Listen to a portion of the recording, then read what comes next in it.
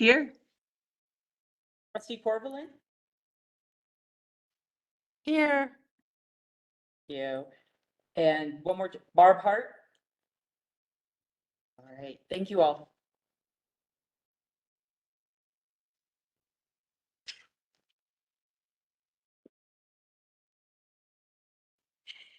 For sure.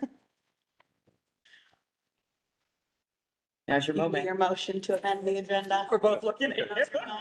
All right. Before the consent agenda, I would like to make a motion to amend the agenda to take item 5.2 and move to the next meeting. I'd like to have some discussion with town staff and before we get into this. So I so move. Is there a second? Second. Okay, roll call, please, Kate. Okay, Steve Roundtree, Yes. Scott Papich,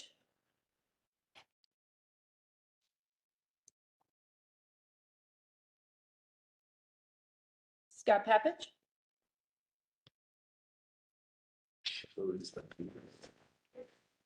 Yeah, I'm trying to still look for what this item is. It'd be nice if so I'll Ron, tell, if you would say what the item is. The What item is is five? traffic and safety program follow-up. Pages Does 6 this and have to do?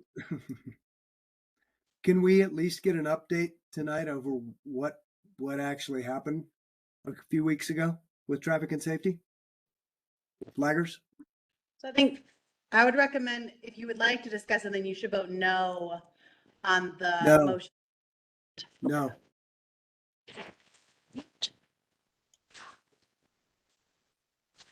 all right. So next we have Trustee Corvallin, Yeah. Ron Mitchell, Yes.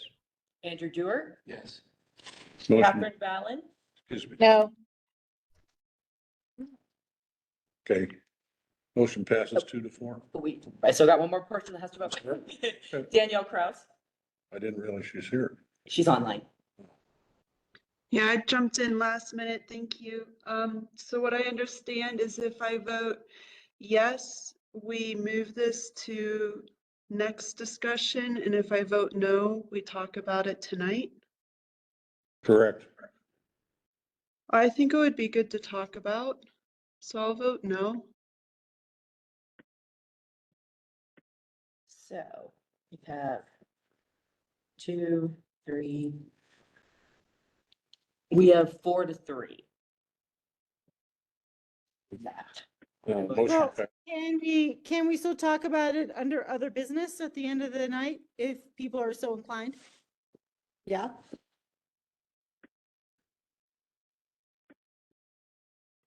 I think Yes, Brenda said yes, sorry, yeah, yes. The motion was to remove it as an item so that Ron could do more follow-up and bring it next month. So that was his reasoning there, just in case nobody heard that. Or what? I'm trying to call Barb, I'm sorry. Is she, I felt somebody. She said she needed, I'm trying to do a three-way call to add her in, but keep going. Okay, thank you. Okay, the next thing would be the consent agenda. Yes. Wait a minute, say where? Yes. All right. Is there any question on the warrants? Everyone has a copy? Motion, chair entertains a motion to approve the warrants. Is there a second? Second. Andrew seconds. All in favor of approving the warrants, please call the roll, Kate. Steve Roundtree, Yes. Scott Papich, Yes. Trustee Corvallin, Yeah. Ron Mitchell, Yes. Andrew Dewar, Yes. Catherine Vallon, Yes. Barb Hart. I don't know if we've gotten you in yet.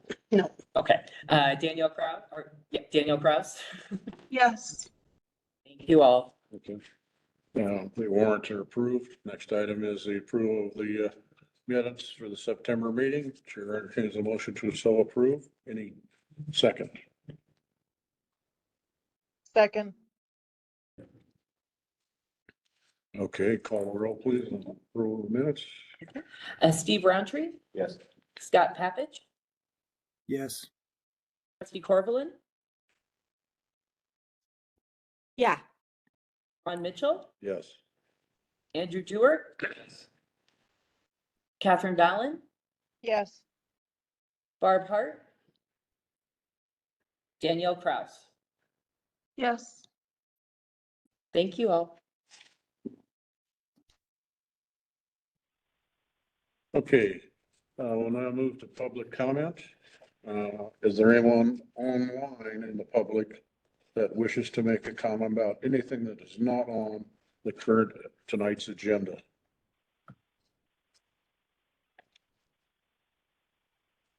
Hearing none, we'll wait another second or so, and we'll ask the audience if there's anyone in the audience that would like to make comments on things that are not on tonight's agenda. You can make comments on things in the agenda as they come up. Sir, do you wish to make a comment? Pardon me? Do you wish to make a comment? No, sir. You said I can't if things come up or I'm sorry? when the things come up later.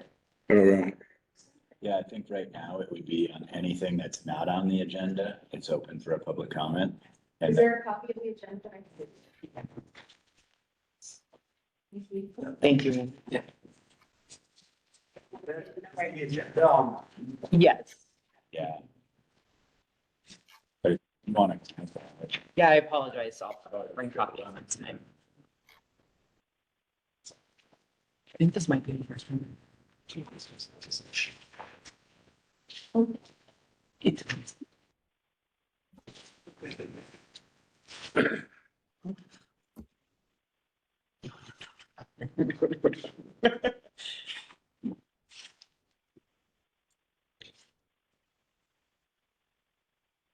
So do you both feel like you are ready for, do you have public comment on anything that's not on the agenda? Okay, You're just so. Okay. okay. Well, and I after just want to make sure. discussion and action items, they call for public comment. Okay. So feel free to chime in then. Absolutely. It's more, if you had something that wasn't on the agenda that you want to talk about right now, this is your moment, and I wasn't trying to rush through it. Okay. Okay, Thank you for coming. thank you. No problem. So we will move to discussion items if there's no other comments on non-agenda items. And Godot Communications folks, would you please introduce yourselves? Absolutely. My name is Becky Kaler. I'm here with E.T. Lawrence to my right and Christopher Vu Gandon Lay, who's joining us virtually. Brandon. Could you tell everyone what's going on? I I would have be three happy to. axioms I'm going to share, but you're better than I would be happy to. So the town of Nederland, if you recall, we did the Reimagine Destinations Colorado Tourism Office campaign, where we worked with the Colorado Tourism Office to really start to talk about kind of tourism management. You know, we're not in a space where we're looking to make Nederland this huge tourist destination and bring in more, but recognizing that we are a place that's been discovered, and now it's an opportunity to really start to manage what tourism means here. And one of the recommendations that came out of the Reimagine Destinations project was to develop a brand and identity for Nederland. I think one way of appropriately communicating to visitors is what is Nederland, who is Nederland, what are our expectations when you come to Nederland, and you can really do that through branding activities. So we applied for a tourism marketing grant through the Colorado Tourism Office to work with a third-party consultant to work on that branding, and selected Godot Communications to do that. The reason we selected them is towns actually already worked with them, which was great. We have that established relationship, but more it was their creativity and the unique approach in which they go with these campaigns, these branding activities. They really want to hear from the community. They want to make sure that it's not a quick little slapped together campaign, but it's one that really mirrors the heart of what it means to be a Nederland resident, a Nederland visitor, someone who experiences our community. And they're just going to take a very authentic and unique approach to this. So really excited to have them here. They're doing a really robust public engagement session, a lot of different outreach. And tonight they want to just kind of talk a little bit with the DDA, just about 30 minutes, do some kind of initial feedback, but we'd invite you to attend one of their larger sessions and would love to get you signed up for that before you leave today. So I'll turn it over to Becca and Thank you, Miranda. That was great. Yeah, we're not going to do like brainstorming activities today. I'm going to talk for hopefully like 5 minutes. I do tend to, but I'll keep it short. Talk about the kind of 3 axioms we're developing around this. And then ET is going to share some of the things we heard at the first one of these groups that we already ran last Wednesday. And then just full open Q&A. The reason that we wanted to be here was to get your insight in the future, but have you help bring people to these focus groups, make sure you can kind of be messengers with us on what exactly we're doing and why we're doing it. Does that make sense? Cool. So axioms. Number 1, this is not an advertising campaign. The purpose is not more tourists. The purpose is not a compelling call to action to drag up the denizens of Boulder up here. It is a visual identity positioning campaign to make Nederland look and feel and genuinely become the funky, forward-thinking mountain town that it is. So it's visual identity rather than an ad in ski magazines. Number 2, with that said, there's only so much control, right? We're talking fonts, taglines, contextual art, is it photographs, is it illustrated, that kind of thing, tone in the communication. We cannot control traffic, right? We can't fix parking overnight. We can't control Texans, right? There's only so much we can do. But number 3, the things that we can do are actually pretty exciting things. We can control how Nederland is perceived by the first-time visitor, by someone wondering what to do with their weekend. They come across Nederland and the website, and the messaging and the Facebook, and they are presented with a realistic view of what they're walking into, a pride in what they're walking into. And we're not pandering to them, right? We're not saying, come do Ned right, have a cocktail, get stoned, have fun. We're telling them about the respectable, wonderful community that it is. And it's up to them whether they come. So if you want to be capitalist about it, fewer tourists, more money, right? Another thing we can control is, in a very roundabout way, we can fix potholes. People think of a town like a nonprofit, right? And people are donating to it. The government was giving grants.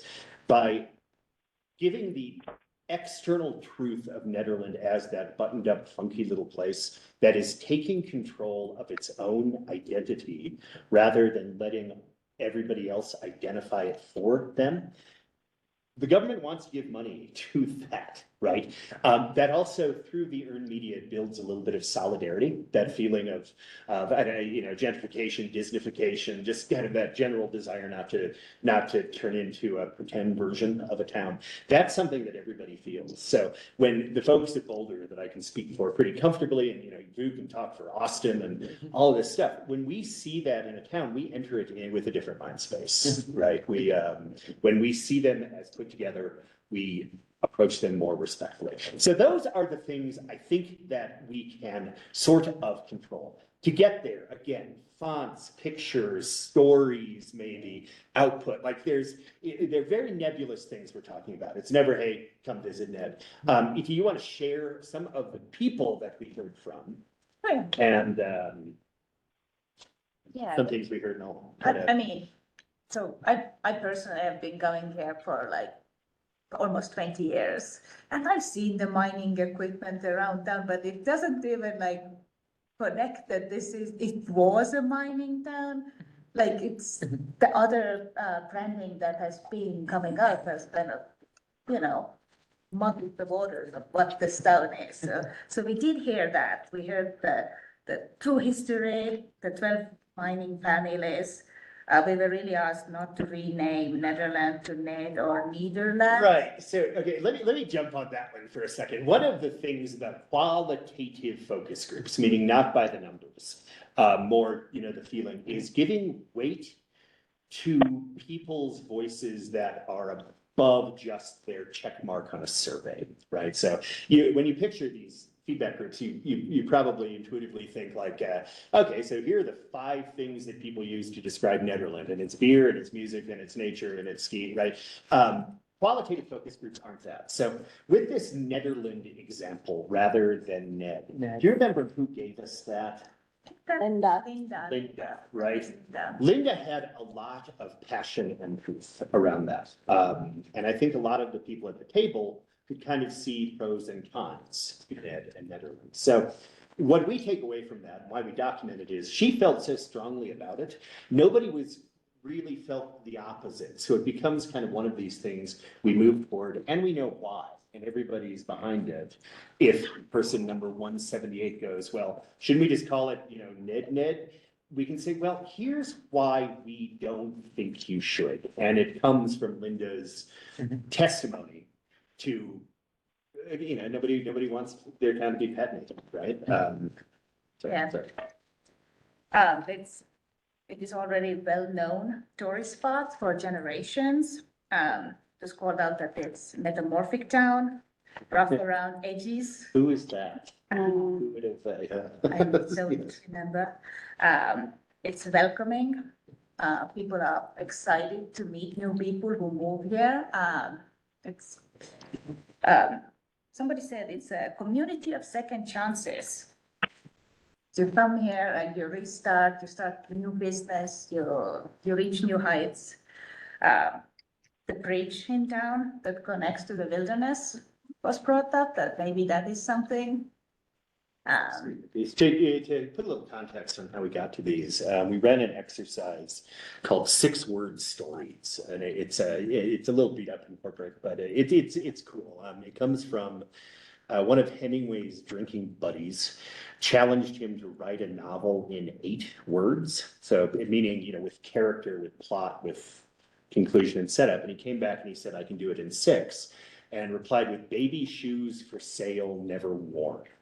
That was his 6-word story. So over the course of this 2-hour focus group, we asked each person to come up with a 6-word story for Netherlands, right? How many people were there? Yeah, 15 folks. And were these town selected or?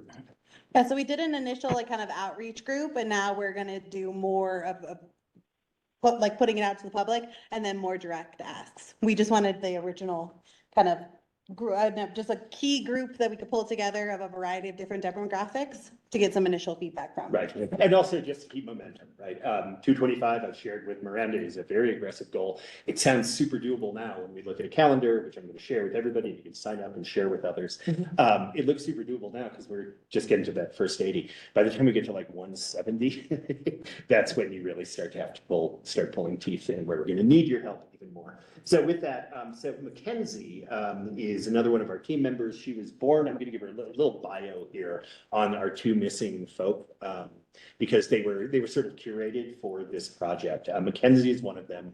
She's the artist in residence at Firehouse Art Museum in Longmont, if anybody ends up going down there. But she also teaches design at Front Range, and she was born and raised in Lyons. So that was like as close as we could get to a pure visual person, right, who had the experience. And the second is Jay Clark, is this wonderful character who's in our world. We call him a friend of the company, but we worked on probably 6 projects together now. He's a former head chef at Bramble and Hare down in Boulder, and about 6 years ago bought a cabin up in Nederland, in Gold Hill, true cabin, like, no central heating kind of cabin up in Gold Hill. And then he worked with Miranda on some of the county stuff that we were doing. And he's a firefighter. He's starting a business here making Mexican chocolate. He's kind of in the mountain melange, and he's helping us run and facilitate these. So Mackenzie, the artist, visual, members of Town Deeply Care, authentic culture, a lot of authentic talk, happy to keep their weirdness without creating a fuss about it. I don't know what font represents weird, but we're not making a fuss about it. But it could be, right? There's something in there that means it. Knowledge of history, a lot of good, wonderful talk of history. Make people out who would rather not live. It is made out of people who would rather not live in surrounding cities. Nederland is an oasis away from larger towns and cities. They appreciate unique nature, music, community, privacy. For I was facilitating, so I didn't get to really take notes on it. But my 2 takeaways. And Vu, you can keep me honest here. You've heard the back chat.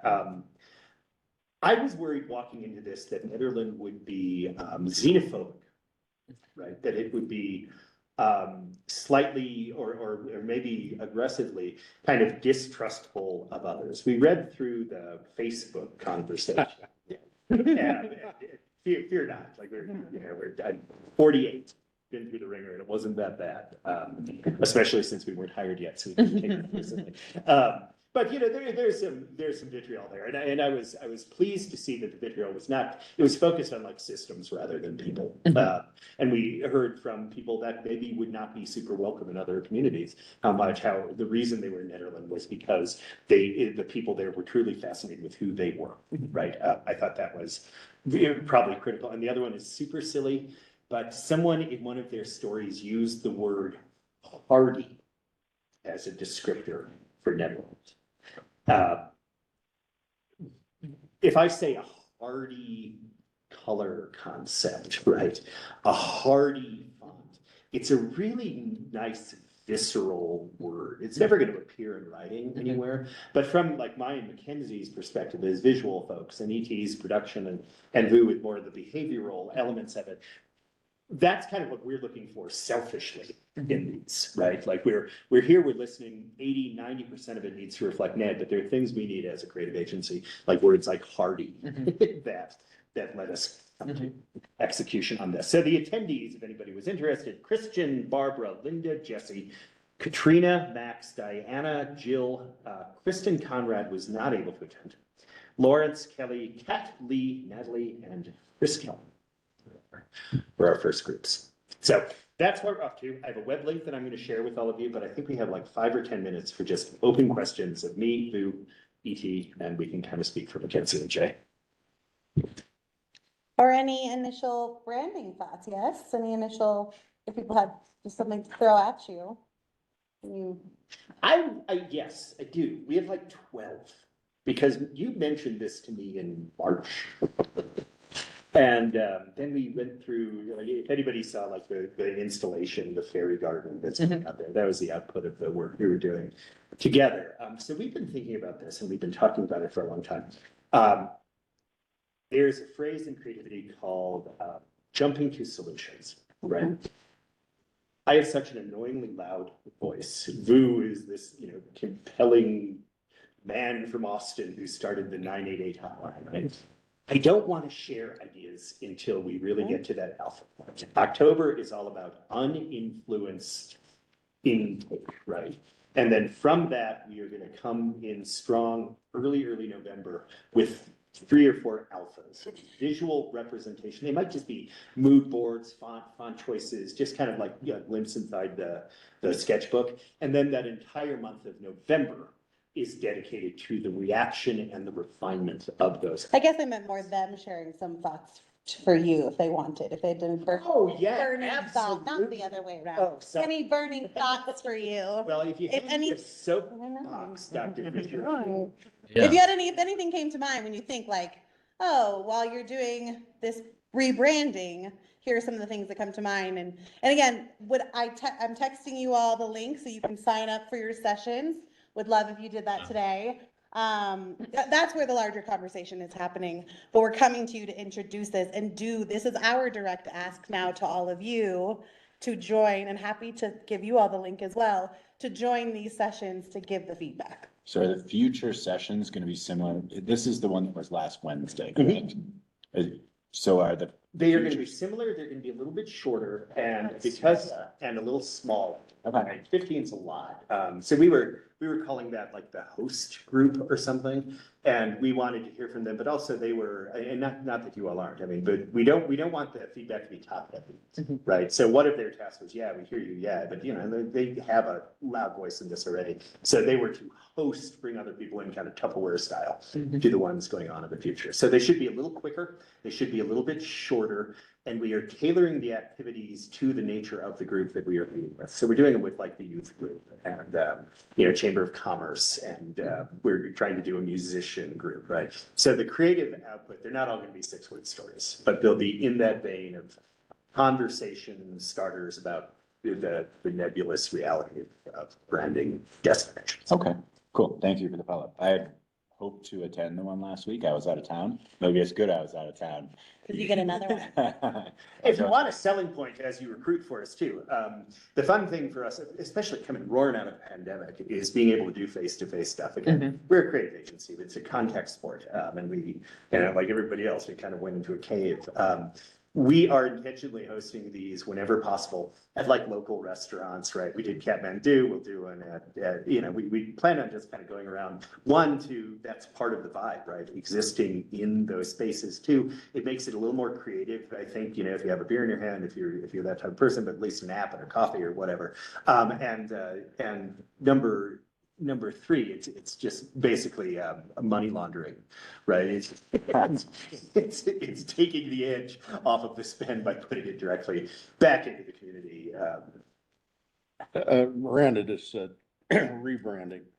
Is there a concept that Nederland has a brand now? And Yeah, the stuff we've looked at, you went through this process. I'm not going to badmouth people, but what came out was do Nederland right. That came out of Reimagine Destinations, was Do Nederland Right, which is a Colorado tourism office campaign. Right. And People don't like that though. No one likes that. yeah, part of branding is having like a standard to rally.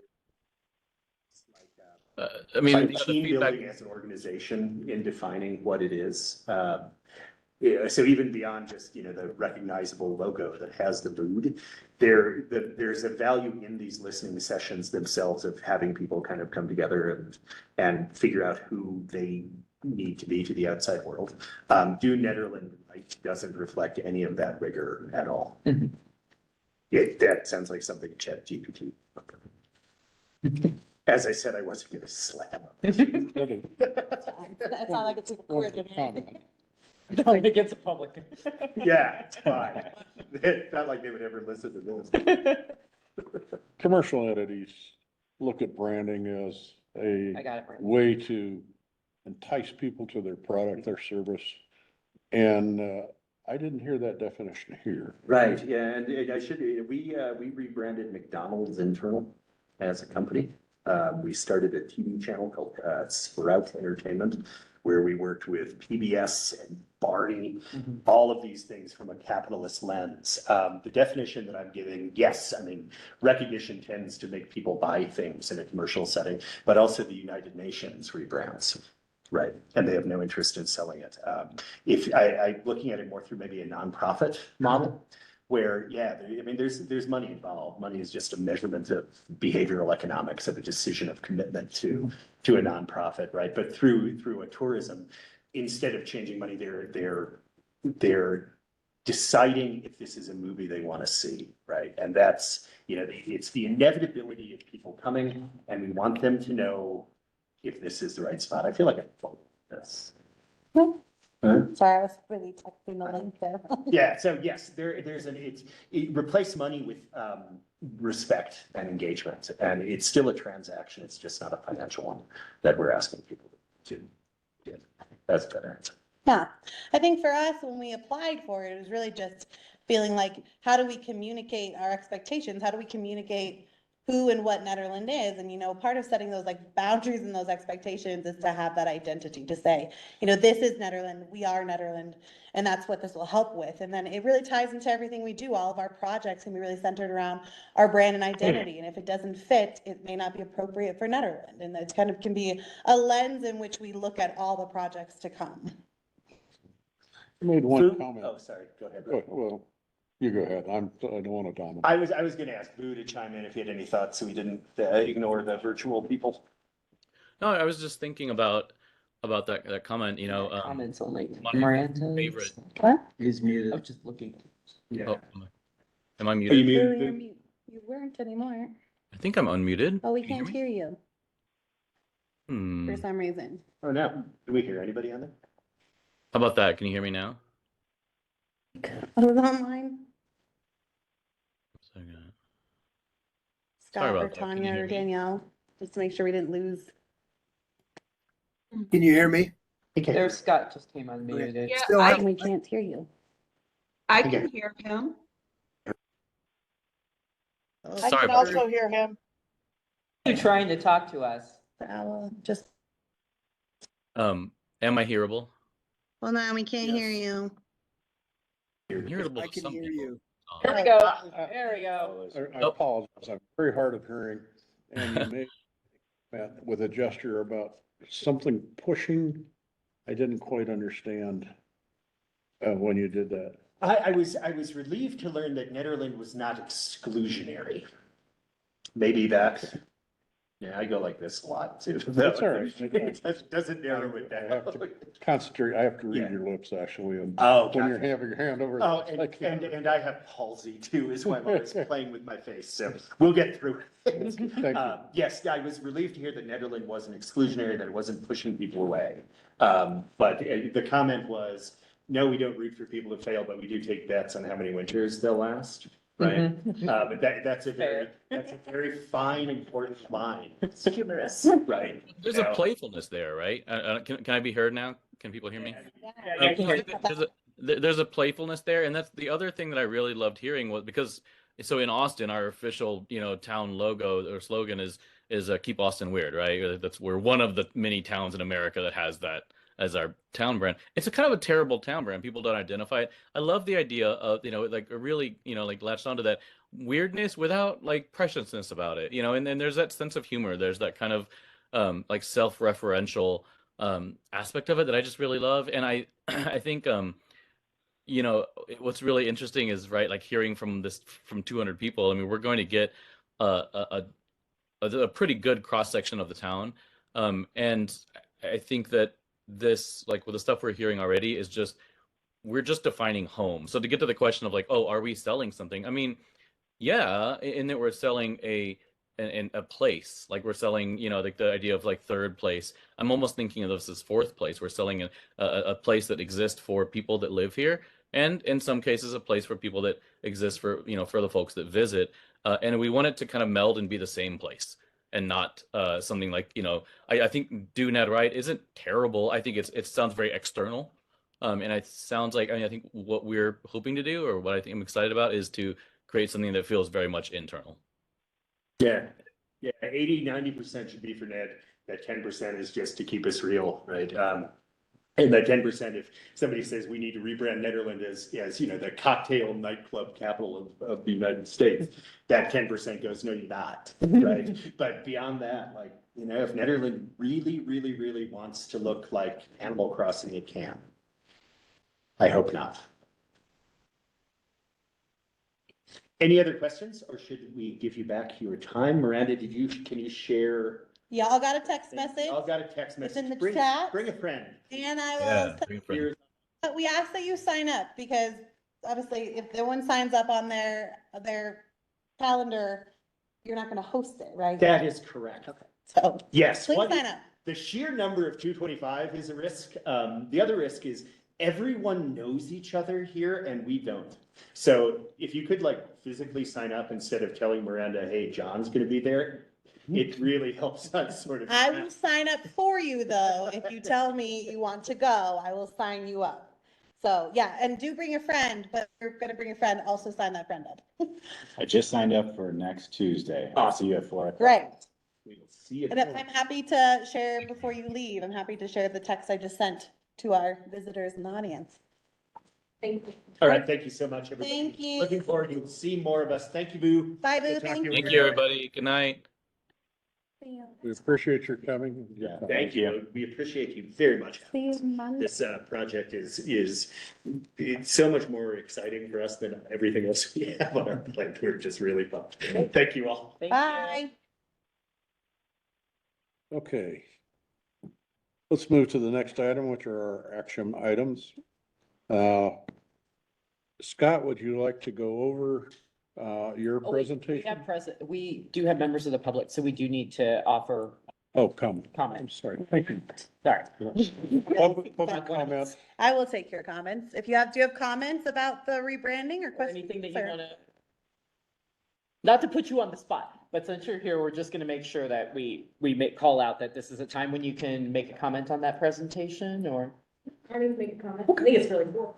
Yeah, I appreciate the fact that they kind of are emphasizing the fact that they are kind of working in this internal identity of what NED is and like we get a say in what that is. Mhm. It's a little bit unclear as to like the purpose of it, because, you know, they mentioned that Ned is already ingrained in this identity of skiing and beer and nature. So I guess I'm curious as to what the rebranding, what the re-identification of that is and looks like. Yeah, I mean, when we applied for the grant, it was just a branding, because to Ron's point, Nederland really has never like claimed to a brand. I think there's a lot of identity that's been owned between the skiing and the outdoor and the breweries, but really kind of solidifying what is the brand, you know, and using those identities to come up with that like branding type statement.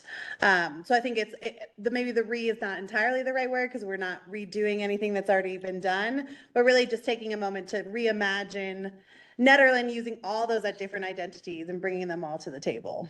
Hopefully, I don't know if that makes sense, but Yeah. it's complex. I mean, then they're trying to talk with 225 people, and I'll tell you, the typical Netherlands survey turnout is 200. And so they're not only trying to hear from people, they want to hear from them in person, talking to them, which typically we've only ever done surveys, right? You do it online, you give some sort of feedback online. They're not taking that approach. They want to sit down with 225 people. And the sign up is for Tuesday or Wednesday? There's a lot of different options. So if you give me your cell phone before you go, I can text you the calendar, and you can sign up for a variety of different sessions. I can also email it if that's easier. Gotcha. So they start as early as this Saturday. And then the locations are to be determined. Once they see what the sign up is, then they'll send you an email telling you where you will meet them at. So the reason for my question that she referenced was in various communities, Nederland has a certain reputation. I think by trying to, all of us accept a brand, we can overcome some of those reputations. Does that make sense to you? Yeah, absolutely. All right, now you can move to action. I'm sorry? Now you can move to action if you're. Now we can move to action. Okay. Scott Papish has done a lot of work, and I want to thank him for his work in creating a flow chart regarding how the DDA manages its projects and evaluates it. So Scott, if you'd like to give us a bit of a narrative on your perspective of this and where do you Sure. think next? Yeah, can you guys hear me okay? Very well, yes. Great. So this thing that we talked about a month ago, I had two requests walking away that night. And one of them was, can we possibly see this in something of a flow chart? So I've done that. And really it's kind of similar questions as you go down the three columns. And I'm sorry, this is a tiny document on one page. I wanted to fit it on one page. We can use this in a whole bunch of different ways. Don't let the small font keep us from using a good tool, okay? What I've done is I've turned it into something that we can kind of categorize a proposal and first ask, is this a proposal for an event or for infrastructure or for some kind of a service or a program? And I built out the series of questions that we can use to try and figure out what it is a proposal is for, who it's for, what it's worth, what kind of outcome is expected, and maybe even how do we evaluate if it worked, or if it's working or doing what we expect it to do. And we've had a few instances in the past year, I know, where we've said yes to somebody who wants funding for something, and then after it's over, we say that wasn't what we expected, or that didn't go the way we thought it was going to go. And it would be just a really nice tool for us to try to figure out what an end result we should be expecting, or to get some accountability in some of the proposals that come to us. And so, that was the first request, turn it into a flow chart. So I've broken it down into three categories, turned it into a flow chart. And the other request was, can we change the wording around conflict of interest?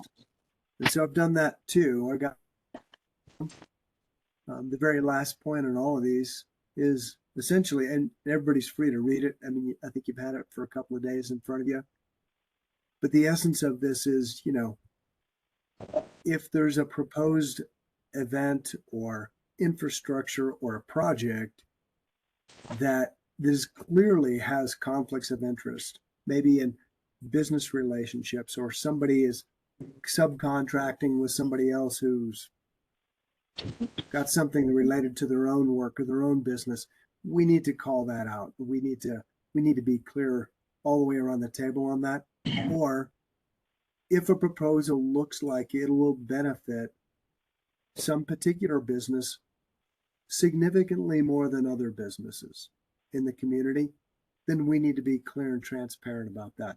And that's what I meant by appearance of conflict of interest. So I've been more clear about it in the way that I've written it up here. And I have to tell you guys, I think there's a few instances where we could be using this right away. When we talk about this upcoming concert series, this might be a good way for us to try and guide what we're going to get done. In the past, we've talked about paid parking proposals, and I've seen some paid parking proposals in the agenda for tonight. I think we should be using some of the questioning in this evaluation guide for that. And when we talk about flagger services and traffic control, if we're going to hire somebody out to do that, I think we should be asking these questions as well. So I'll leave it at that for now. It was a quick flyover of what it is. Any comments or questions? Thank you, Scott. Scott, would it make sense to have a data sheet along with this? Again, I like to see things scored and then an average taken. And in some instances, for instance, in the left-hand column in the third one, it says you've got 3 questions at the very top and a total of, I think, 6 questions altogether. In going through this with the flow chart, it'd be really hard for me when it says, will the proposed event be free of charge or will it generate revenue? How will tickets be sold? Who will be the paying clients? And then the operator. And then, but what's missing is, will the DDA benefit in one way or another? Will funds return to the DDA on an event like this? Or will the community through sales tax benefit the most? So I don't want to add more burden to what you've done and done a fine job. I just would like to see some way to have a rating on each one of these to where we come to a conclusion through each person's independent reaction. And then we have basically almost a vote on each of those items, because I can see us getting into long discussions over some of these questions without having some way to get through them fairly quickly. So that's my comment to you. I suppose we could do some kind of a rating system on a few of these questions, but I will point out, and I've done a lot of that kind of work in the past with other organizations, rating systems can be useful if you want to come up with a numerical score, but they're still subjective, right? Well, We're not really. There are not very many of our decisions that haven't been suggestive. That's just an observation at this point, because budgets sometimes get exceeded and our expectations don't get achieved. So I think you've got a good idea. I would like to see it somehow where we give some objectivity to a subjective discussion. And that's pretty hard to do. I understand that. Yep, it is. Here's what I would say we should do. So if we're really talking about a proposal, if there's 4 or 5 or 6 questions down through a flow chart, one of these columns on this flow chart, we discuss those questions, and they don't have to be long answers where everybody takes 3+ minutes to give their opinion of what the answer is to a small question. But it needs to be, I think they need to be discussed. Not every question will apply to every proposal, but if we're talking about permanent space, I mean, Well, at least this force. Go ahead. I'm this kind of sorry. thing forces us to ask questions, right? So when we, like my questions on, will there be paying clients or will the events be free? Well, we haven't really even talked about that, but we should be talking about that before we charge ahead and vote on something. If it's, if it's to be charged, if there's revenue, who gets the revenue? These are fundamental questions we should be asking, even if we can't give it a score or we can't give it a dollar value. I think we need to be talking about these things before we decide to vote thumbs up or thumbs down on certain proposals. That's all I'm getting at with this. We have other items that are coming up.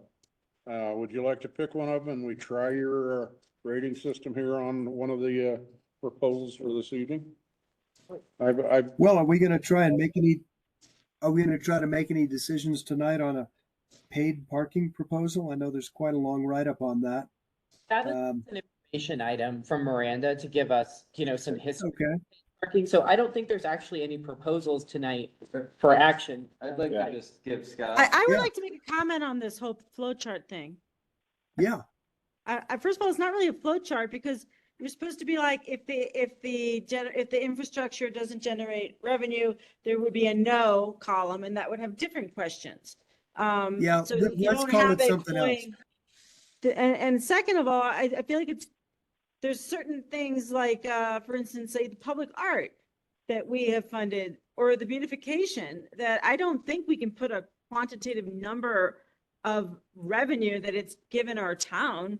Maybe it's given us $0 new dollars, but there is something that's not financially quantitated that might be even hard to put in words that it gives to our town. And Okay. so I don't think this should be the criteria for judging any of our projects. I think these questions are valid, like in a discussion. I think there's too many of them and we're going to spend 5 hours talking about stuff. We're all volunteers. We don't have time for it. But I do like that these questions are here and we can like go back and pick from them. But I feel like it's too one-sided and not really seeing the whole picture of what a town is and what the Do I DDA have a is. second to can I respond to some of that? Sure. And then Andrew had Okay. to jump over that. Okay. We can call it something other than a flow chart. I'm not an engineer, so I didn't mean to presume that I was posing as one. We can call it something else, like a discussion guide. And I'm aware that it doesn't fit for public art. I didn't mean to make something to evaluate public art.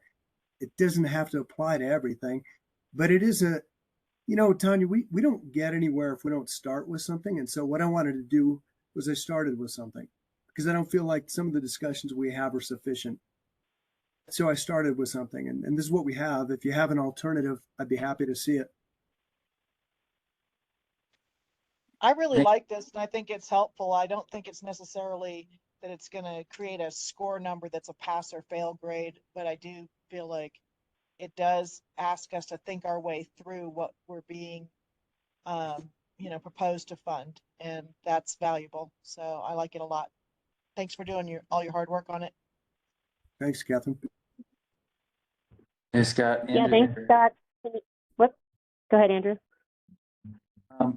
Yeah, I really appreciate the time that you put into developing this. And, it's a bit much at first glance with the smaller text. But if I had to give some feedback, along kind of some of what Tanya has echoed, but I would say that I think I see a lot of the big picture, from a macro level. Really, a lot of the questions you're asking, if I had to, attempt to really boil it down to three, is kind of the first one being ownership, right? And origin. And then the second being some either administration or management. And then the third being, the benefit. And is that benefit a qualitative benefit or is it a quantitative benefit? Can it be quantified or is it something more like public art or, to that matter, traffic control? And just as an example of, if and when we do figure out a way to move forward and spend money on traffic control, how are we able to quantify the benefit of, you know, traffic control when, you know, people say, wow, I had a good experience driving, you know, or had a better experience or a worse experience driving through town because they're being flaggers or not. So, you know, not necessarily get into that discussion just yet. I would like to have some discussion on that this meeting, but I think that just my, you know, my feedback would be if we could boil it down into the origin, ownership / then second point being management and administration, and the third being, you know, the benefit, if it is quantitative or if it's qualitative. That seems to be a kind of a streamline, you know, a way to streamline this that still honors what you're getting at. I know that there's a lot of different ways to quantify things, and there's a lot of different ways to understand how they're administered and or managed. And there's a lot of different ways to understand how things are owned and created, and whether that's partnerships with town or, you know, other entities or private businesses, et cetera. So I that would be my feedback, is I think you know, I really love the event, infrastructure and service breakdown. And I think if we were to, my feedback would be to, you know, have an ownership / origin, and then a administration / management, and a benefit, be it either quantitative or qualitative. That would be my feedback, but I really appreciate all your hard work on this. All right, thank you, Andrew. Is there anyone else that would like to comment on this? If not, we'll open it to public comment. Barb, did you have? Yeah, I just wanted to say thank you to Scott for all the hard work he has put into this. This does feed back into some of the work that we did a while ago with events and other things, saying we need to know this information and we need this follow-up. So it's just an expansion of what we've had before, and it expands beyond just events. So I really appreciate it. I think that we're going in the right direction with it, and I hope we can develop it more as a team on the DDA. Thank you. So I'd like to clarify that at no point is my intention that we engage each other for 5 hours, I think was the comment I heard a few minutes ago, in any of these questions. I would rather see us evaluate something or figure something out in the course of 15 or 20 minutes. So, you know, we can move on to another topic. I just want to make sure that everyone understands that the intent isn't to bury us in details. It is for us to better understand what we're trying to accomplish and what somebody's proposing. Thanks. Correct? Yes, this is an action item because it was discussed last month, and then the requested changes, Scott brought them back. And so if you want to table it for another time or vote on it, it's up to y'all. But- What are we voting on? That this is the criteria that we're gonna go through this list for everything we bring up, or? You could, or it could be a tool in your toolbox. You could vote to say that you do want to adhere to this, or you could say that you're just open to keep working on this, or Can I ask Scott a question? ask for Yep. more work. You think it'd be, you know, hearing what you've heard so far, reasonable?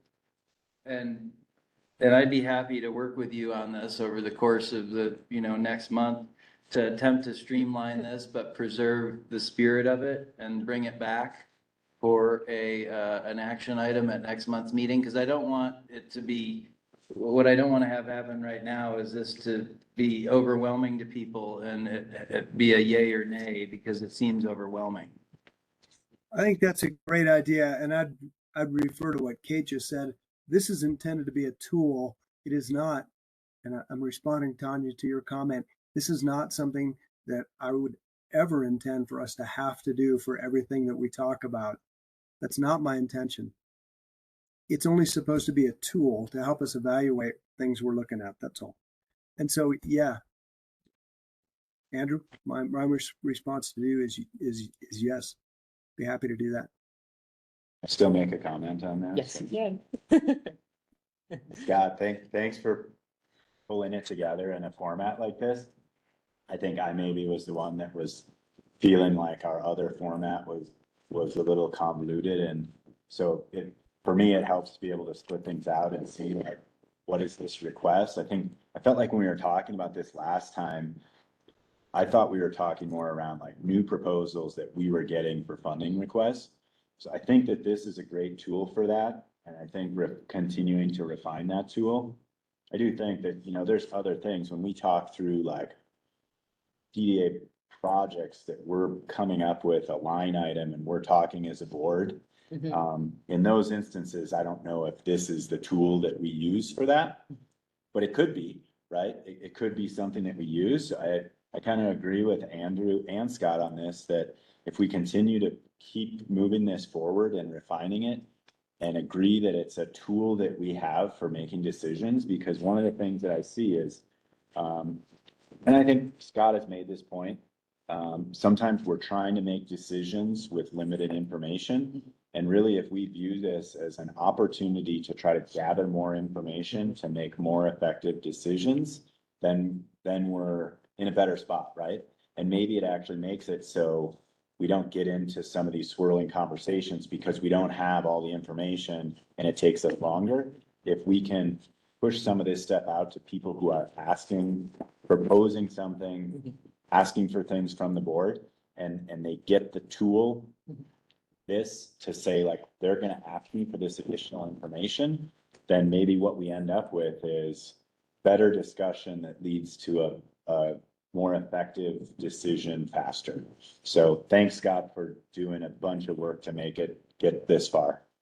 And just a quick piggyback to what Steve said, it will help me help with the aim. This helps me get the aim to a better point too. It helps me work with people that aren't as familiar with working at it. So that's an opportunity there to help me get you better information. It's better communication. Yeah. Right, all those questions should be answered in the aim. Well, and they might not. Everything on here should be in the aim so that we are not asking these questions. We can just read it before the meeting. I mean, that would be great, right? And then That would be the have goal, right? Like, oh, let me answer these questions in the aim. They're simple questions. They don't need a lot of debate, and then we can debate the answers. I would like to point out to everyone that we have tools and we have policies. And when we have a policy, we restrict ourselves to doing exactly what the policy says. We have one policy that restricts us on what our investments will be with idle cash. If this is a tool, I think it'd be a highly effective tool. If it's a policy, I think it will turn into the 5-hour discussions. Thank you. I've already clarified, it's a tool. Okay. Scott, would you like to quantify how you want to go forward with this? And since Andrew's volunteered, let's snare him and put him to work. Yeah. Why don't Andrew and I get together at some point over the next few weeks? We'll come back with something that's bigger font. How about that? And boil down a little bit more. And you know, I don't understand why we were referring to it as anything other than a tool, because it's only intended to be used as a tool when we feel like we should use it. I think it might be just semantics, Scott, you know, and just that's us needing to process that together as a group and understand that criteria and flow chart can also just mean, you know, tool, and the kind of honoring the fear that this is something has to run through, you know,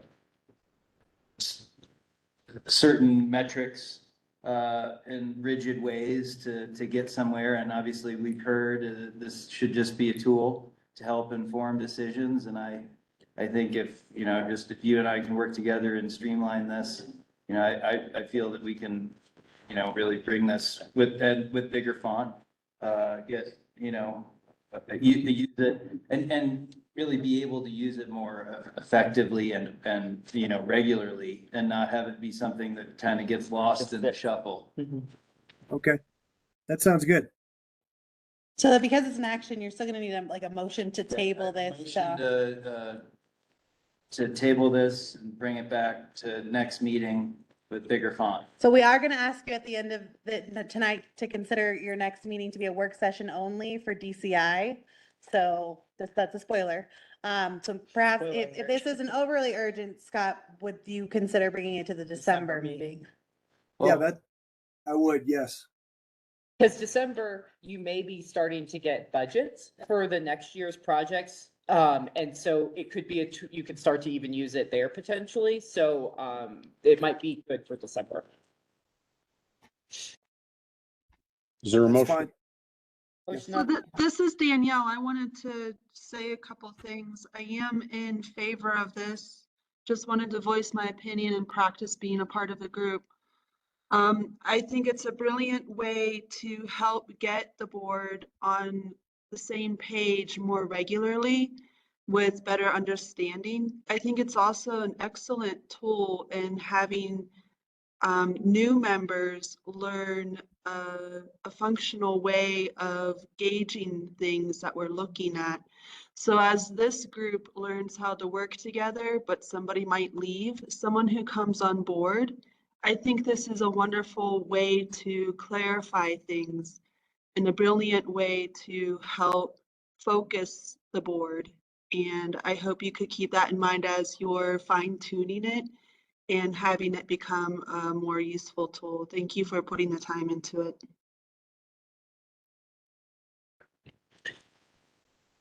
All right, Andrew has his motion on the table. Is there a Did it- second? Did Andrew technically accept Oh. that amendment of sort? to December. Yeah. I mean, yeah, I'd like to think we could, if we get this dialed in and send it to people and people can look at it, that we're all on the same page enough where which shouldn't take more than 5 minutes, Mhm. even in a DCI meeting. Yeah, so I think we're hoping to convert your meeting to a work work session, Work session. not an actual meeting. December's fine, isn't it? Yeah, December's fine. Are you okay with that, Scott? You know, I'm a big fan of incremental progress, not instant results. So December is incremental progress. That sounds dandy. Moved, Motion, make a motion to move this action item to December. okay. Second, And that was Danielle that seconded it? It was Catherine. It was Catherine, okay. And I apologize, Danielle, I didn't see your hand was raised. So thanks for seeing that. Thank you, Kate. All right, and I'll do roll call now. Steve Roundtree, Yes. Scott Pappage, Yes. Trustee Corvallin, Yes. Ron Mitchell, Yes. Andrew Dewart, Yes. Catherine Vallon, yes. Danielle Kraus, Yes. Barb Hart. Yes. All right, thank you all. All right, we'll move to the informational items. Chair report, I have nothing further. Treasurer's report. I think got another action item. No, we do? Yes, we do. I apologize. It's a quick one Committees. from me. It's about 2024 board committees. So we have most of our committees lined up, as you can see from the AIM. It's now that we added the 2024 parking project to the budget, we need a committee to work on that so that they can talk about what they might do when the budget gets approved. So my question this evening is who is interested on being on the parking committee? And, you know, I'll stop there. Okay. Not everybody jump up. Yeah, I mean, you're all are busy, so, you know, that's why I was gonna say more, so I'll just stop. So you said we're having Kate, is there a, a reason we have to do that tonight, or can we do that in the December meeting? I mean, it's for the 2024 budget, so. It can be something, I just want to bring it up just because everybody has their committees and they are starting to work on 2024 budget. So it is the time to bring it up, but since there isn't something necessary at this juncture, that if it is something that the board wants to wait on, you could certainly table it for another time. where's town at with the parking code? I will give you an We're getting update into during an that. informational item. Good question. There's a question on this one too. It's I like we mean, planned it. I feel like this one's maybe gonna be a big topic. Uh-huh. Is there a way for us to not have this to a committee and then it stays with the whole board, or is that? Yeah. I mean, Yeah, I mean, as we do parking, we'll run it through the NPP anyway, so we'll always be bringing it back to all the To this boards and board, commissions. yeah. So happy to not do it with a team of two and just have the larger conversation with the DDA as a whole. and then you could have the option. I'm not saying that that's what I think it should be, but I wanted to know if that was an option and just with certain topics that might, this may be a tough thing to have a committee work on and then still feel like they're just gonna need to come back To the to board. the whole board and to the BOT and to, I mean, Especially since the money, as you recall from the conversation, was really just to be available to match any studies or to help lift any of those things. That was what your conversation was. So I don't know if that leads to having a committee or keeping it at the board level, but just reminding you of that conversation. share a way. Okay, I'll let Scott. Oh, Scott's got his hand up. Thank you, Andrew. Normally I'm better at phone. So my question, when we come back with this, if we decide to talk about this, form a committee in December, could we have some clarity about what is the expected work or outcome from this committee? We have, I think you specified, Kate, we put budget dollars in so we could match funds if we needed to on something, right? Yes, or pay for a survey. That was your conversation, was just help lift once the town got to its next step. I got it. So, I mean, the board of trustees, I guess, the planning commission, the town itself is already overseeing a lot of parking. It's a town matter. We're going to get an update on it. I guess my question is, what work would the DDA actually do on parking other than help fund something like a study? Do we know of any specific work? Well, if this is a service, Scott, we could, Andrew's just There we go. Here we go. we could run. Like your style, Andrew. Here and then, maybe help with some scorekeeping. No, like to really figure out. I also think town said they didn't budget any money for parking in the next year. I don't know if that meant 24 or 23, but perhaps actually pay to make this parking, to create the parking. I mean, that could be something we could do, like physically make it happen if town doesn't have it in its own budget. Just throwing it out there. I'm not saying that's what they're asking. I'm just throwing it out there. Trustee Carvalho, actually, town will not have it in their budget. So I do think that's great. We offered some recommendations as the Planning Commission Parking Subcommittee of where we could develop parking and designate it as such, but don't have the funding.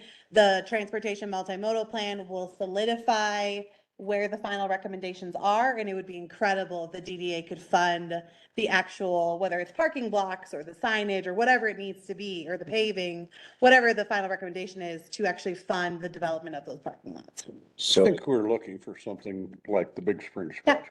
Yeah, I think that's the concept in terms of parking. agreed. Where is it? We'll pay for it. Yeah. So And the plan that should end July will provide that guidance. We've already provided some guidance, but we're not subject matter experts. So we're really looking for Fear and Peers, our consultants, to say, yes, but parking out, Lakeview, developing official parking on Lakeview is the right move, and the DDA could help fund it. And you're saying that you wouldn't hear about that until June or July of next year. Okay. We may start to know, though. I mean, we'll start to have preliminary results. So ideally, we could bring those conversations before the DDA. So when the plan's adopted, you're also hitting the ground running, and there's not that delay between plan and execution. They could go pretty simultaneously. So based on that, is it reasonable to kind of pivot this instead of saying that we want to figure out who's going to be on a parking committee? That we propose that this just stays within the DDA until we hit a point where somebody says we feel like we need to break out and have a parking committee, and maybe that never happens. But yeah, I mean, another directive, it's an action item, so you'll probably just need to vote, is that the DDA wants a monthly parking update from town, that this is a standing agenda item from town, what's happening with parking. And then we don't have a committee, it's just an agenda item on our meeting. And just like our other items. Yeah. does that work? And just so that you know, also, you only have $20,000 budgeted for parking. So the lifting of that with that would probably not, that's why I was asking Well, timing. It's So, not gonna be paving, but in the aim that I put together for parking blocks though, which may be more appropriate for something like Lakeview is having parking blocks. That could be Gotcha. done within $20,000. okay, okay. Or we are coming with asphalt money. We are interested in paving more places. You collaborate with town to just enhance the amount of money going towards asphalt. You could also probably for not very much money, ask JVA if they could identify any latent areas in town similar to Big Springs. Well, that's happening in the transportation multimodal plan through Fear and Peers. Okay. Which is due July 24th. Right, but I think we'll have preliminary results probably closer to April, just not a final plan. Okay. But I would argue, once we have preliminary results, we we can can all talk start about to it. talk, so that the second the plan is done, DDA is moving. Okay. So your proposal, Steve, is very valid. Let's Mhm. not have a parking committee. Yeah, unless it's, yeah, Okay, so strike for now. I'd say, I don't know if we need to vote on that or not. It's a little weird to not, I don't really You know have to that. do something. Can you just, An action and To it's some table? motion to table? Yeah. I make a motion to table this until at least December. Okay. Second that. Roundtree seconds. All right. Thank you all. And now, for Vote. that, do I need to do the? We roll need call? to vote on it. Please vote on tabling it. Yes, you might I as was gonna well. say. And yeah. before we Call the roll Because for we have- motion. do we need to add anything to that in addition to tabling it, to make sure that we get a monthly update from the town? Yeah, I think you kind of just have a nod of four, though, that you've given that direction to town to bring a monthly parking update. Okay, we don't need to do anything. Not a four. Awesome. Thank you. I guess if anyone's opposed to that, say it in your vote. So there's a motion for the table. And it's been seconded. Please call the roll. All right. Steve Rountree, Yes. Scott Papich, Yes. Steve Corvallin, Yes. Ron Mitchell, Yes. Andrew Dewart, Yes. Catherine Vallon, Yes. Danielle Kraus, Yes. Barb Hart. Yes. All right. Thank you all. We got all sorts of Okay, notes. well, I'm like, I got lots of timestamps. forward on the next committee. Excuse me? Are we done with committees? We're done with action items. So now we're moving on to, it's just information items. Okay. Then we'll go with 7.1. That's the chair report. I have nothing further than what's in the packet. Steve Rountree. Treasury's report's in there. Thank you to Kate. Still transitioning, got a laptop that's gonna be donated to the DDA to use for building QuickBooks on. I'm gonna get in touch with Rita so that I can get that loaded on there as soon as possible. And just found out that the signature cards are at the bank, so I'm gonna try to get down there. And then next week, and get that sorted out. It's the only addition to the report. Kate, your report? I don't have anything to add. The biggest thing that I'm gonna add in other business is asking you to have DCI, have our November meeting be a work session with DCI. That's gonna all start kicking off in the next week. So that's all I have on that. And if anybody wants to know anything about that, I'm really happy to meet individually with each of you during this process, if that's helpful. Okay, town staff. My report's in the packet, our report's in the packet. The only thing I would add is I did send you all an email yesterday, I think, asking for your consideration, privately as individual citizens, letters of support or pledges if people feel that they can financially contribute to the Nederland ice skating rink and tennis racket park updates. And so have a really great website. If you haven't gone to check it out, please do.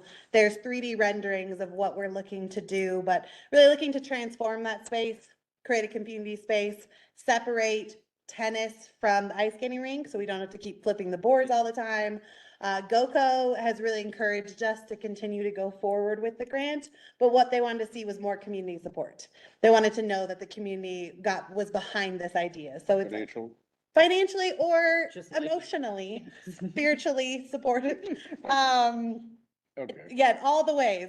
But we are asking for financial pledges that could be converted later. But really, GoCo just wants to see that it wasn't just Ned Rink, Pro Sav and tennis driving this, but that the community really loved this idea. So the sign up, the letter of support is really easy. You go onto our Google form, you check a box, you sign your name up, and you say you support it, and then there's a place for a pledge as well. So would ask that you go on and do that if you love the idea, and of course, happy to answer questions about that.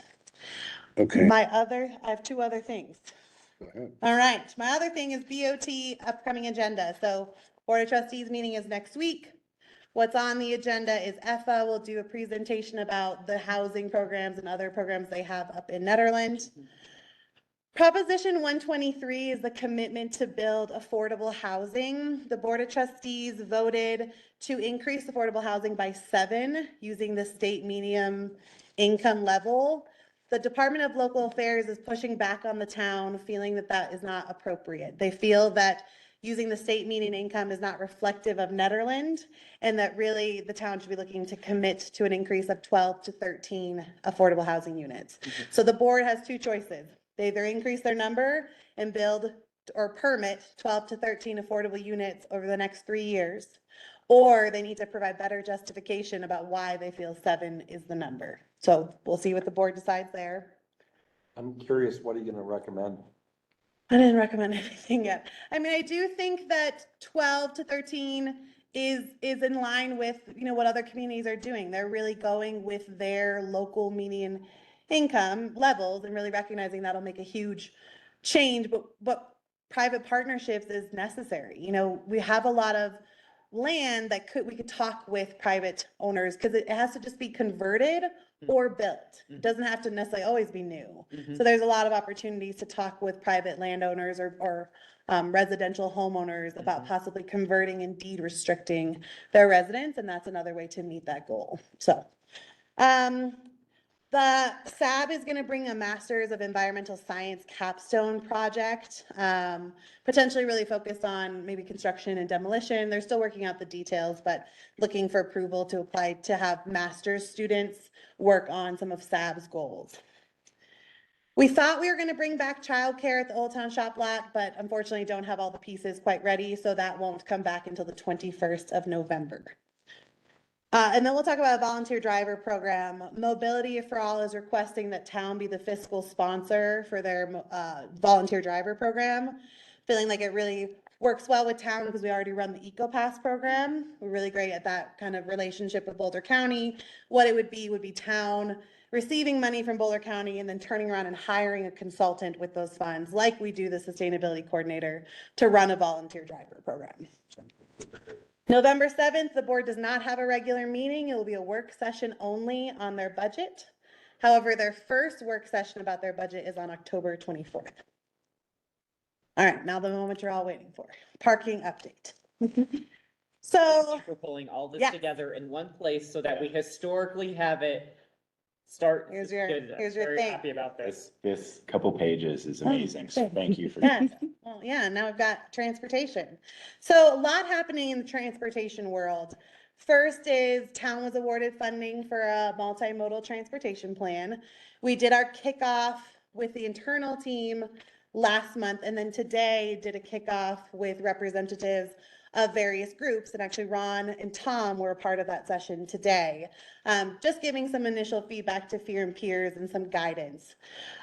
We will have a lot of public outreach. They're going to do it at Community Thanksgiving, some specialized events, and then of course a survey and a map where you can drop, comments on parking, transportation, bicycling, anything multimodal. But of course, we have our Engage Nederland site, which we would encourage you to check out quite often. A lot is centered around this plan. We do believe that this plan is really what's going to drive parking development, sidewalk development, trails connectivity. We need to have a central document that says, here's what you should prioritize. Here's how you get the funding for this. And here are your kind of short-term, long-term goals. So really excited about Fear and Peers. I put their proposal in your packet so you can see they're an incredible organization. This is really all they do, and they've done it all over the state of Colorado, and they're based just out in Boulder. And they're the sub-consultant for our comprehensive group, which is SE Group, so it's all tied together. You may remember in October, we did a moratorium on off-street parking enforcement and payment into the commercial parking fund in the central business district. That was set to expire next week. We did go before the board in April, or excuse me, we went before the board in March and asked for that to be extended 6 months, so it ends in April 2024, right along time when the transportation multimodal plan is done. And the reason for that is they're the subject matter experts. They're the ones who are going to tell us, how do you best calculate parking? Because if you recall, currently in the CBD, we're having businesses needing 78 parking spaces downtown, which was unrealistic based on how our code currently calculates it. So we'll be looking to them, Fear and Peers, to give us that recommendation. But for now, we do not enforce parking restrictions in the CBD, except for ADA. If you are a new development in the CBD, you must still have an ADA parking space. There's a subcommittee, there's lots of subcommittees, but there's a subcommittee now dedicated to a municipal code change related to parking within the Planning Commission. What they're tasked with doing is identifying what zones in town is parking allowed. Because right now parking is not on our use group table.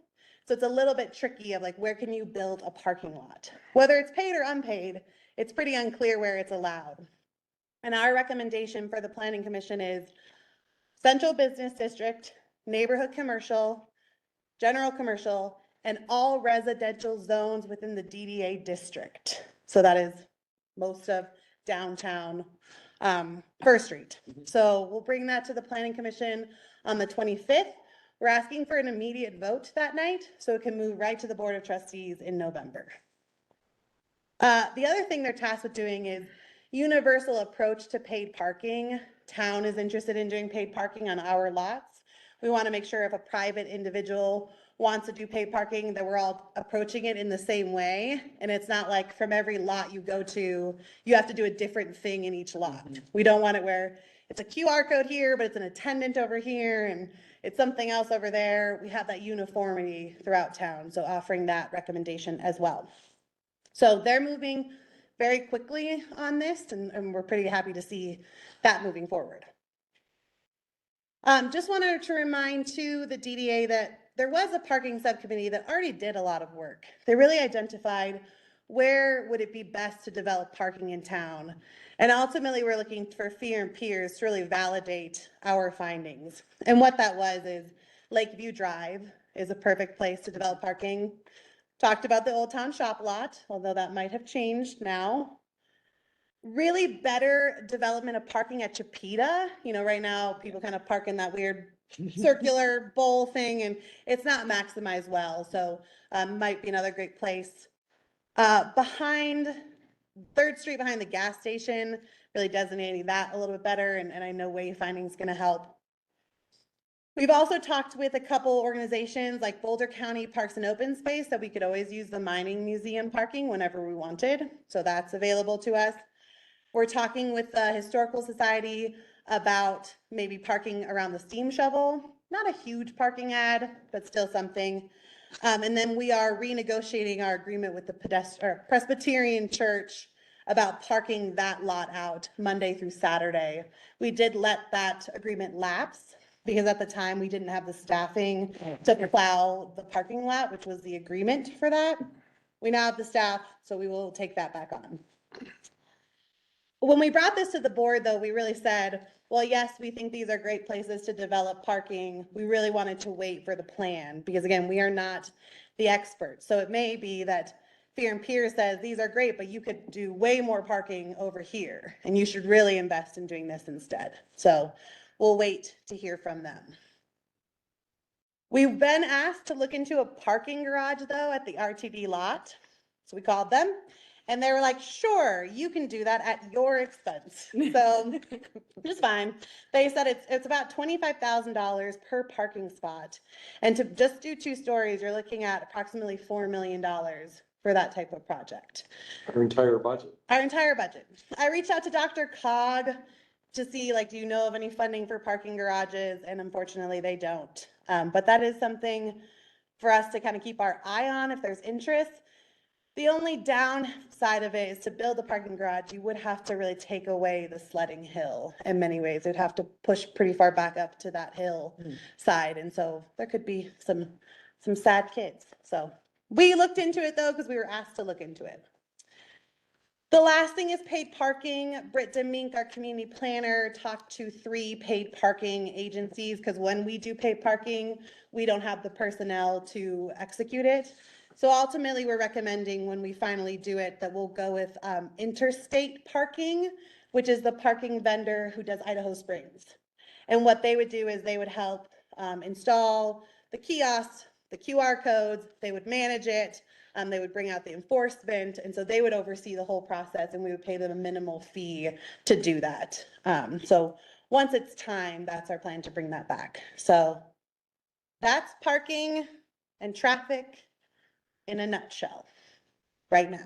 Any questions? Pretty big nutshell. Right?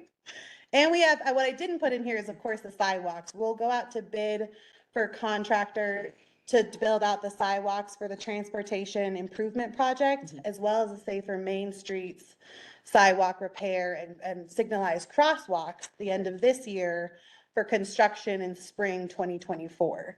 Because both of those grants have to be completed next year. That's what I was gonna say, and we have matching funds available. You are matching us in Safer Main Streets. Yes. And then we'd still like to pursue grant funding with the DDA support for grants. We're looking at a Safer for All grant that would help us replace that crusher fine that we tried to do under the Transportation Alternative Project.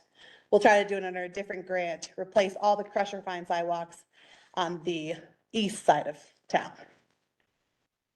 From from the highway. 119 to east. Yeah, because the crusher fine from the mining museum down to the library is being replaced under Safer Main Streets.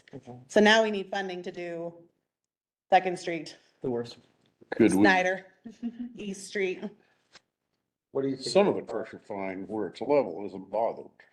It's just where you have slope where you're getting erosion. The Parks Department is really struggling to maintain it, so we'd really like to just convert it to concrete. Even down by the post office where it's flat, it ends up in the road and then they have to put it back in. All of our photos that we submitted with the application were like, it's sprawled out all over, and then people parking on it because They think there's no difference in height, How so. about the asphalting from the pavement to the concrete, it's the curb now, or the sidewalk on the sidewalk? I mean, So we'd have to get grant funding. We utilize all of our asphalt budget on the you did the visitor center. We did the rest of Big Springs, Lakeview, and the driveway leading to the pedestrian could bridge. we add the asphalting to where the 3/4 inch gravel is eroding out and creating Sure. huge divots? Didn't we appropriate funds for like the emergency triage and then matching funds if you get the grant? In your 2024 budget. Yeah. Yeah, we have some money in the Can't- budget to do that. I don't think I don't know what you have now We put that in for parking, didn't we? for next year. For next year, Yeah, not for this year. 24, yeah. There's nothing for this year. No. I'm pulling up what we have because you actually, you differentiated. There was 20,000 for parking and then you did pull a line item for crusher sidewalks. I'm just Right. trying to open the document to see. We will come That for your happens. money. Don't worry. She Yes, knows I where mean, we are. we ultimately want to go for larger scale grants, but you did budget for the triage. Pressure fine, Yeah. yeah. I'm just Thank you. taking it. I'm a visitor. Can I? Sure. About speed limits. Yeah. Coming right into the town, it's 25. But like, Pine Cliff is 15. And it just seems like some of the speed limits should be reevaluated. There was a meeting this morning where this exact subject was brought up, and it's on this, multimodal, study that's being done. It's supposed to be completed in July. That was a major subject that was discussed, that the speed limit is too fast out of town and into town, particularly on the, west side. So it's not, your concern is being addressed. And I have a feeling that the problem is, this is a CDOT decision, not the town's decision. So there's some process the town goes through whereby we convince CDOT to reduce those by 10 miles an hour for a certain mileage. So- So they will want to do a traffic count and a study. And our engineer, Jason Scott, said, be careful what you ask for. They might up it. So, Yeah, and what I would say is heading out of town, right by the library, there's a 35 mile. It goes like roundabout 35. And so that sign we already received approval for to push down past the Tungsten Village sign so that you'll go 25 until you kind of get to the curve. But any other changes on highways require a traffic study. If there's a desire to change speed limits within town, that can be done. Board of Trustees and Boulder County Sheriff's Office can talk about those changes that are not highway. Well, one thing, the paved way on Big Springs Drive is 15 miles an hour and everybody goes 25. So it's Yes. nice to up that.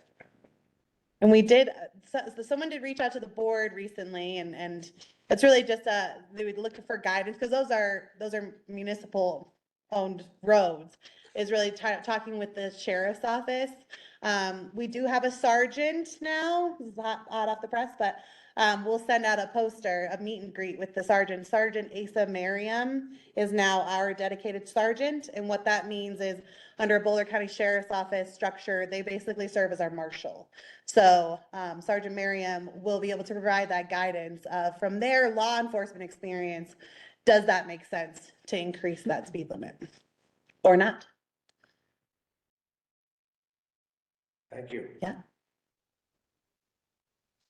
and also the fact that we know people go that fast.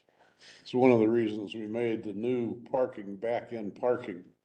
You can see people coming who are speeding, exceeding this limit when you're backed in, and it's a much safer arrangement.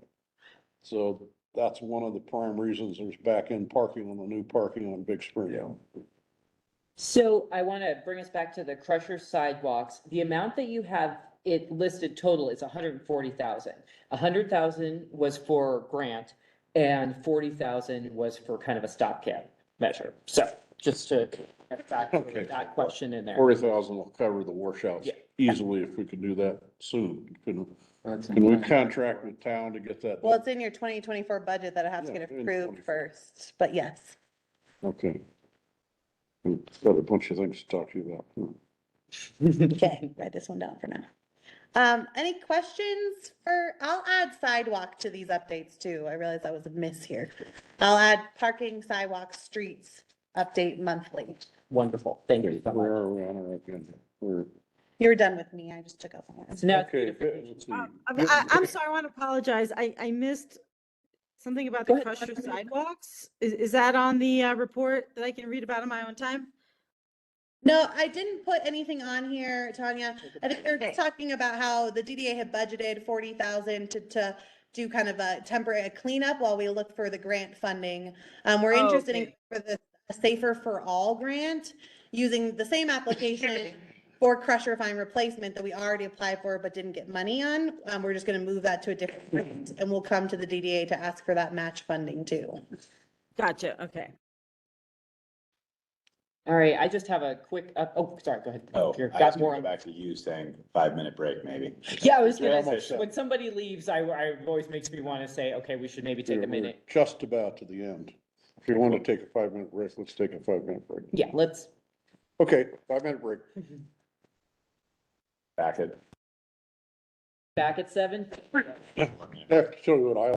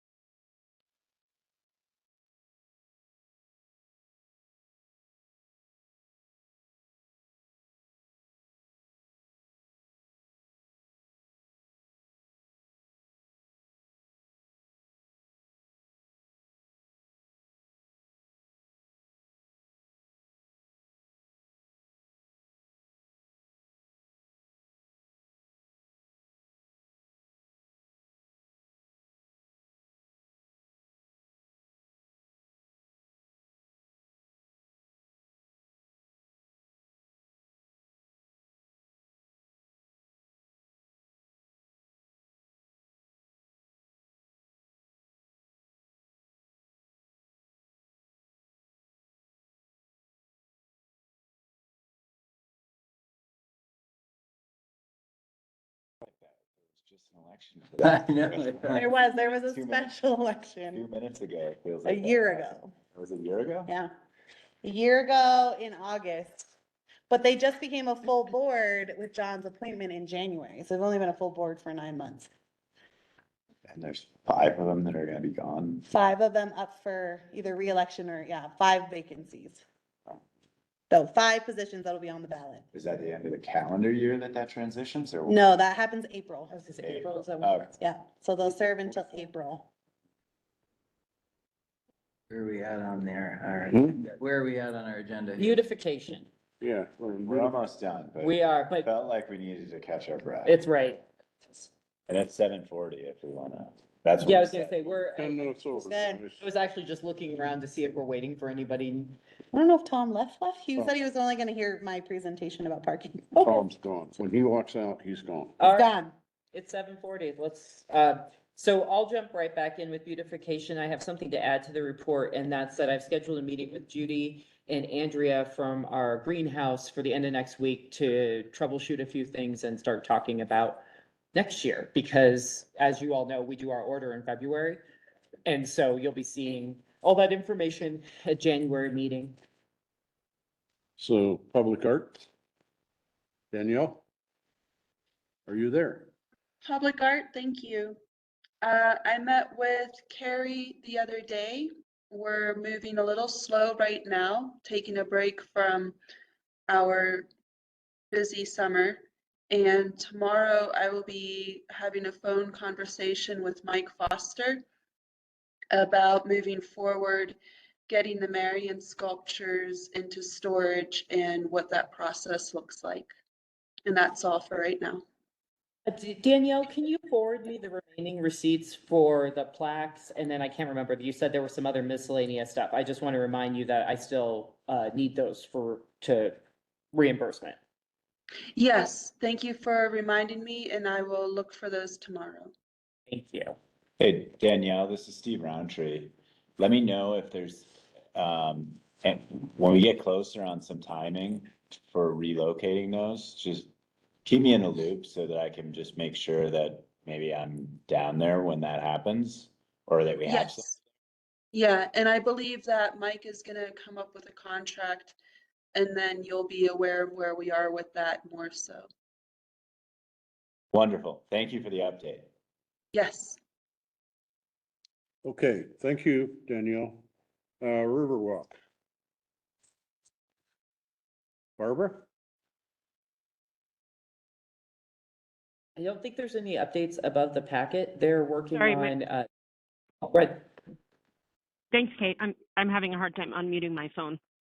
problem. Yeah, it's all in the packet. We're just waiting on information. We have sent a request over, and it looks like it will definitely be next year before anything can be done. So we're going to work with town with Nikki on that.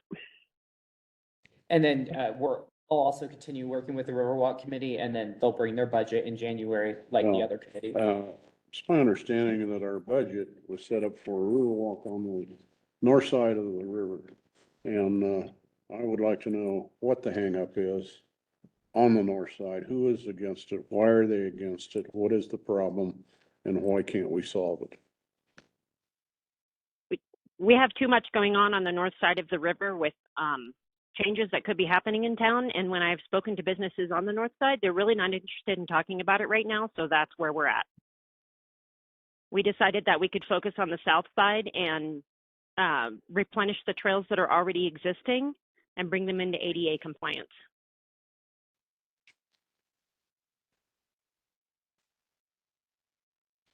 All right. That's it. Wayfinding, Steve? There's some information in here. We're going back and forth with Merge. Steve and I met, not in the last month, maybe in the last month. I don't know, we've been talking a lot with Merge. It's been a lot of emails with Merge back and forth and narrowing down on the smaller details now. Yep. So if anyone has questions on this stuff, we're continuing to work with Merge. Steve and I have kind of had some scheduling conflicts, so I was gone, he's gone now. But I think we're in a good spot to keep moving forward with this and have it happen, so. Okay, that concludes our meeting.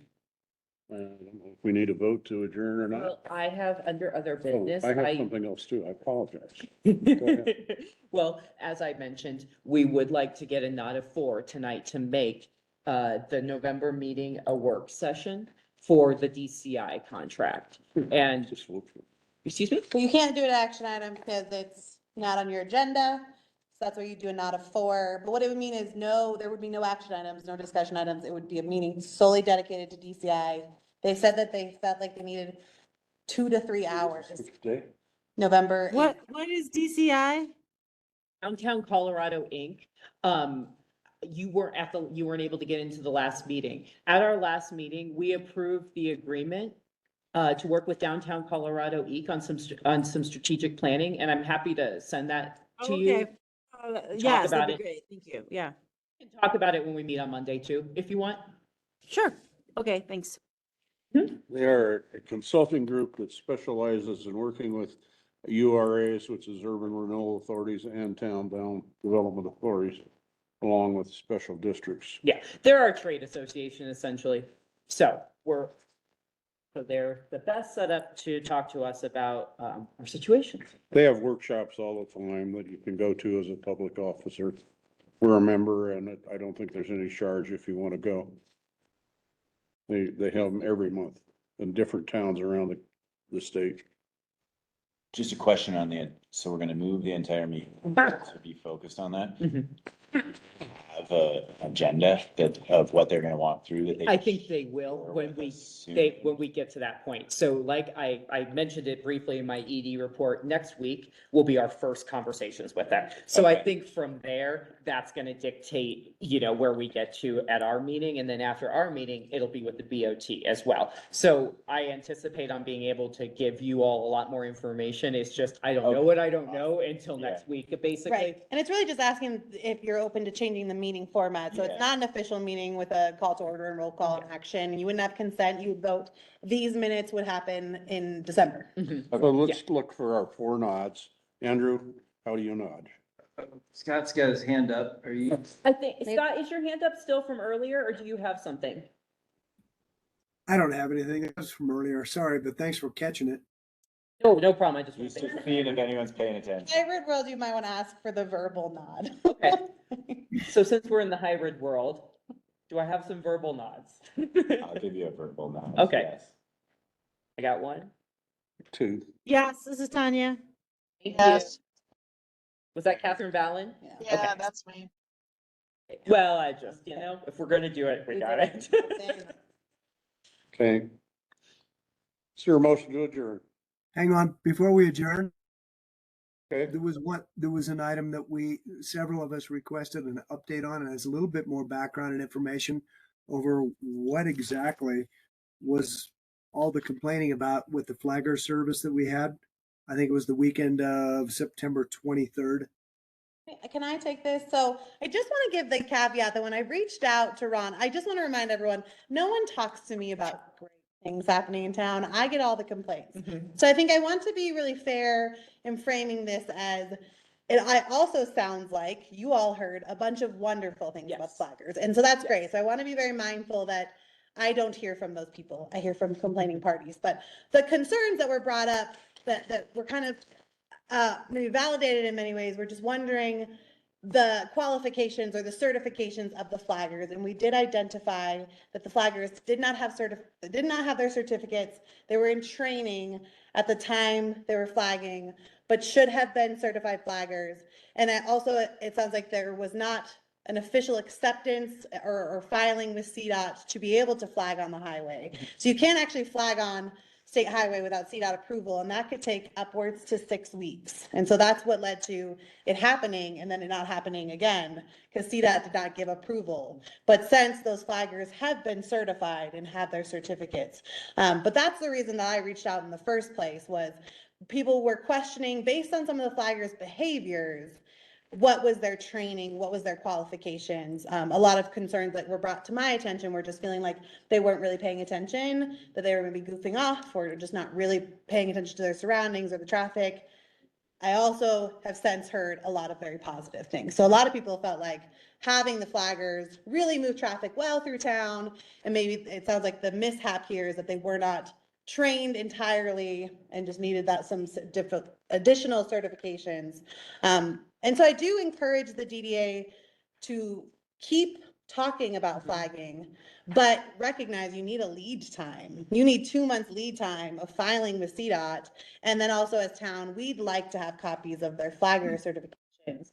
So that if anyone calls, we can say, yes, we have their flagging certifications. Here they are. I don't know if you want to add more. There was a woman here who had something to say. I don't know if she gave you a message or not. Was that? Who was Yeah, here? just sitting over Oh, there. she just wrote me her phone number. Okay, well, that's unfortunate. We'll have her come to the next meeting. I asked her to give public comment at the start. She said it was on the agenda and then she had to leave.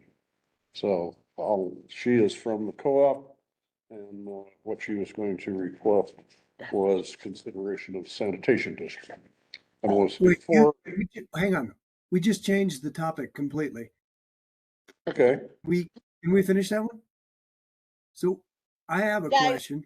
If you had anything more to add to my flagger comment. I have nothing to add right now. I will add something at the next meeting. That's why I asked you to move that, and we took a vote on it.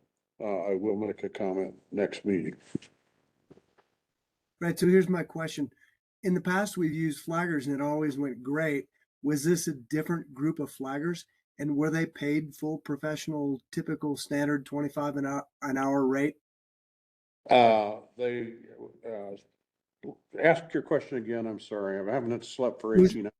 A little dumb. Was this a different group of flaggers than we've used in the past? No. The same guys? Same guys who've been flagging for the farmer's market all summer long. They've been uncertified this whole time? So I don't believe that they were under the farmer's market. I don't believe they were on the highway. Yeah, They were on the city street. I think there's, That's different. We don't require, we require traffic control on our town streets. And so Nikki responded in this thread saying, you know, here's where you can place your uncertified flaggers, but they cannot be on the highway and have no flagging cards. And so yeah, for our events, we don't really care who handles your traffic control. And that's why they were allowed under the farmer's market. yep, so I think there's maybe some confusion there, and the big difference being moving 15 feet in town and going from being on a town road to being on CDOT right away. Correct. Totally changes the rules around if it's okay for someone to do traffic control or if it's not okay for them to do traffic control. And that may be added to some of the confusion. Yeah, and we also recognize, you know, where was there maybe a mishap with town is knowing you were going to do this, but maybe not getting completely involved. Nikki is a CDOT traffic control supervisor, and so I think had we brought her in earlier, but I also recognize that it was like, oh, they got it. Like, we didn't really think to do a check and verify with you all that you had everything you needed, and so really wanted to make sure we also show up in partnership the next time we do this because Nikki understands the rules and regulations. Yes, and that's my fault. I should have had the permits. I should have had them certified by that time. The 15-foot difference did make a huge difference. I'm well aware of the mistake and I apologize for it. Won't happen again, but I still have additional comments to make about that. It's my fault in terms of what those, I recognize it. However, the flagging went well. There were no accidents, there were no problems. And the flaggers themselves said they had to communicate. Some of the criticism of them was that the fact that they were talking to each other to try and solve some of the problems that they saw, because it was their initial foray into that kind of activity. So they were new, they were green, but they're all college graduates and none of them were my tenants, as was complained to by the town, and it had nothing to do with any conflict of interest as far as that was concerned. That was one of the complaints that was lodged, and that's unfortunate because that mixed up a total two different subjects that made no sense to put together. Thanks, Ryan. So maybe going forward, we're gonna have to add this to our flow chart so that we make sure we know what we're doing if we're going to fund something. Like, it's kind of on all of us, right? We put a line item in to say we wanna fund flagging. And we didn't communicate with town to really know what we needed to do with town, right, as the entire board. And as such, since I took it on myself to do the flagging, I was there. I am a certified flagger. I am a certified flagger trainer. And I am going to absorb the cost of it and not bill either the DDA or the town. Oh, that seems too generous. Was it that bad? I was out of town. I mean, I heard people said that it was great. And again, people said it wasn't.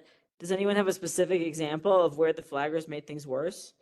I wouldn't say it. So I think that the way the complaints came to me is just questioning their training. They felt like some were holding up traffic. There was a lot of comments about them just like chit chatting with each other. And the perception was that they were kind of just like goofing around more than actually flagging was a lot of the communication that came to me, which is why people said, can I see their flagging certification? Because really the ultimate breakdown for me, what was coming my way were those even trained flaggers? Gotcha. Yeah. I can share my personal experience. I was in town both days that weekend.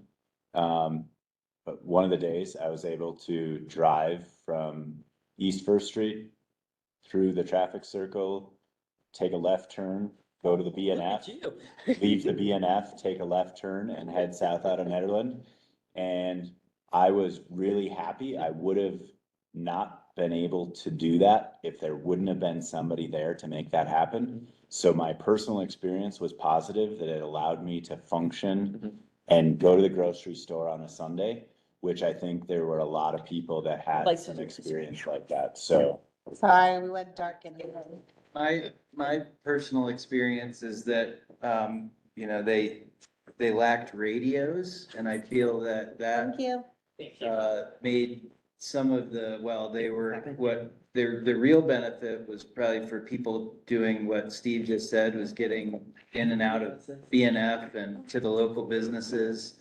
And maybe slowing slightly the traffic down on 119, but not a whole lot, because of the not able to have radio contact with the flagger that was in front of Lakeview, as well as the flagger that was at First Street. But I think with, in the future, flaggers that have certification and radio contact would be the way to go. And yeah, I was, I agree with what Steve said, and I think that our goal, and again, this is kind of a lot of discussion for next week, but it's just or next meeting, just support traffic flow and make people not have a bad experience trying to get to Ned, and make it feel like people who are in Ned can say, oh, I need to run to the grocery store or the hardware store and not do that. And not avoid doing that. So I would like to make a comment at this morning's meeting for the transportation group.